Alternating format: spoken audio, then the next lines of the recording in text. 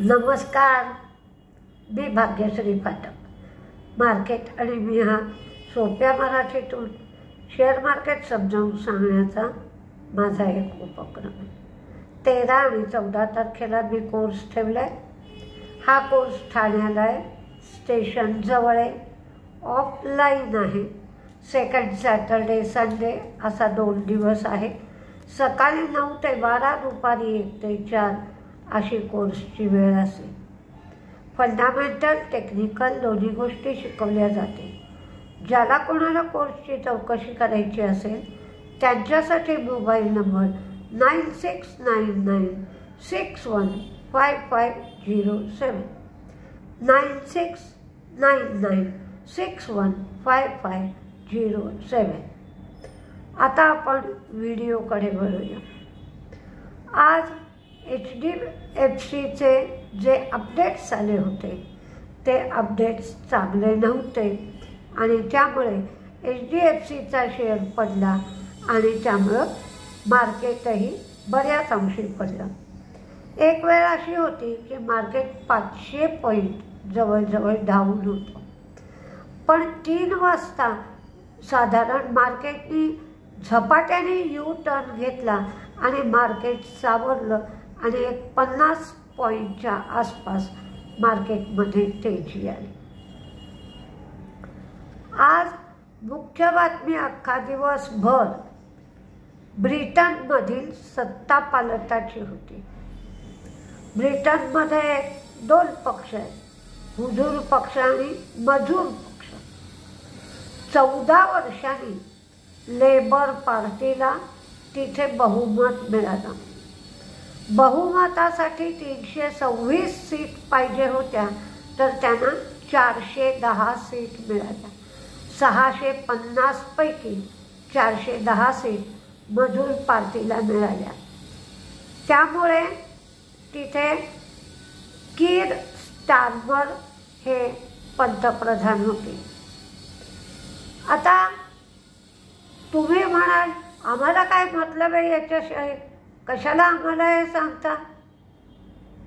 त्याने काय शेअरवर परिणाम होणार आहे, त्याने काय मार्केटवर परिणाम होणार आहे, उगाच काही लहान मुलांच्या अशा कथा आम्हाला सांगू नका. तसं नाही आहे. तर प्रत्येक देशामध्ये सत्ता पालट झाला तर ध्येय धोरणांवर मध्ये सुद्धा फरक होत असतो. तशी ही जी मजूर लेबर पार्टी आली आहे सत्तेवर, यांचं व्हिसाच्या बाबतीत कडक धोरण आहे.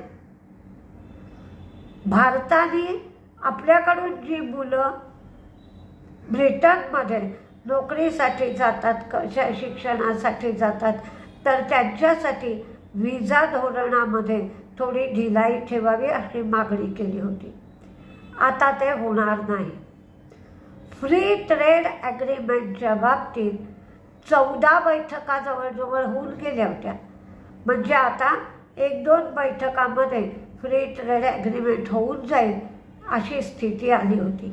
आता हे फ्री ट्रेड ॲग्रीमेंट होण्यासाठी सुद्धा वेळ लागेल. आणि तिसरी गोष्ट म्हणजे कार्बन टॅक्स बसवला जाईल. कार्बन टॅक्सला लेबर पार्टी पूर्णपणे फॉर आहे, त्यामुळे कार्बन टॅक्स बसेल. हे बदल त्यांच्याकडच्या सत्ता पालटामुळे मुळे होऊ शकतो. प्रत्येक जगामध्ये काहीही घडलं की त्या गोष्टीचा भारतावर परिणाम होतो. म्हणून हे मी सांगत असते, तुम्ही हे वाचावं. मार्केट करणं म्हणजे नुसता शेअर विकत घेणं आणि तो विकणं असं नव्हे. जसं कुणालाही बाजारात करणाऱ्याला बाजारातलं काही समजत नसेल तर किडक्या किंवा खराब गोष्टीसाठी तो भरपूर पैसे देऊन खराब माल घरात घेऊन येईल, पण त्याची किंमत थोडक्यात असते. कितीही झालं तरी 100 रुपयाच्या आसपास असते.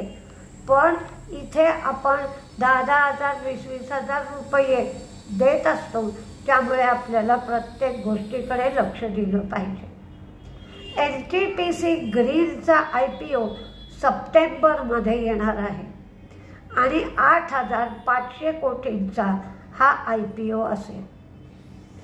IOC, HPCL, BPCL हे ब्राझीलच्या पेट्रोब्रास बरोबर लॉंग टर्म ऑइल डील करणार आहेत. त्यामुळे त्या संबंधात त्यांची बोलणी चालू आहेत. झॅगल प्रीपेडनी हिरो मोटो बरोबर करार केला. थर्मॅक्सला 513 कोटीची ऑर्डर मिळाली. ही ऑर्डर जिंदाल एनर्जीकडून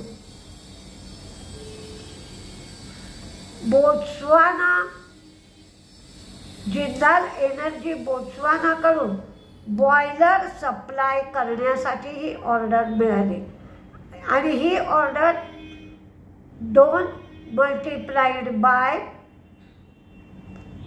550 TPH म्हणजे हे त्याची साईज आहे. अशा साईजचे बॉयलर सप्लाय करण्यासाठी थर्मॅक्सला ही ऑर्डर जिंदाल एनर्जीकडून मिळाली. उत्कर्ष स्मॉल फायनान्स बँकेचे अपडेट्स आले. 30% डिपॉझिट्स वाढली, ती 18,163 कोटी झाली.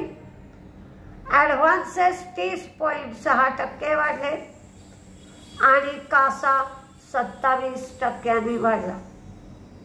धनलक्ष्मी बँकेचेही अपडेट्स आले.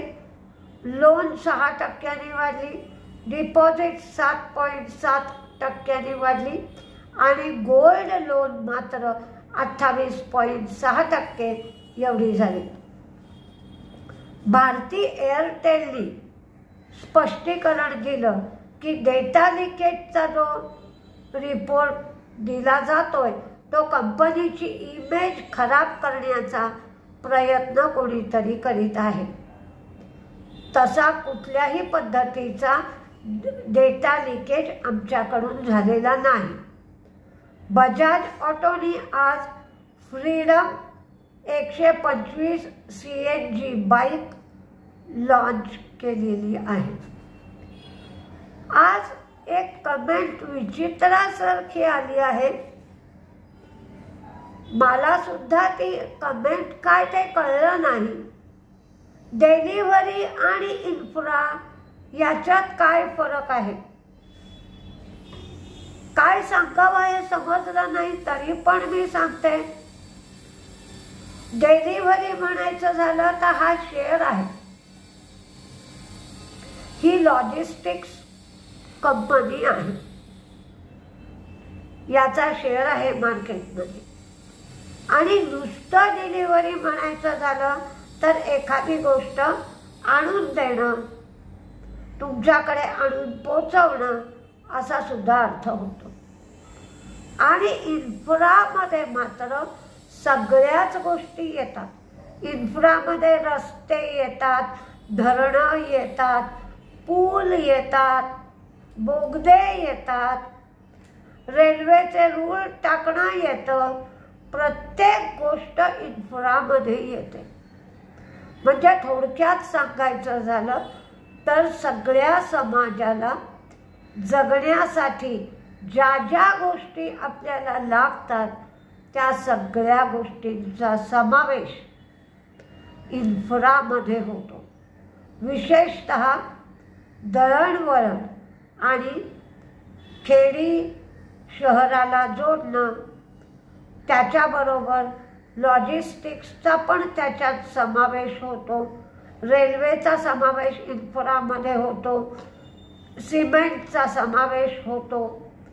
तर तुम्ही काय विचारलंय, तुम्हाला कुठल्या दृष्टीने पाहिजे मला कळलं नाही. डिलिव्हरी आणि इन्फ्रा असंच तुम्ही मोघम लिहिलेलं आहे, त्यामुळे मला त्याच्यात नीट उत्तर देता आलं नाही, देता येणार नाही. तुम्हाला काय हवंय ते तुम्ही परत कमेंट करून मला विचारा, म्हणजे नीट खुलासेवार मी उत्तर देऊ शकेन. नमस्ते.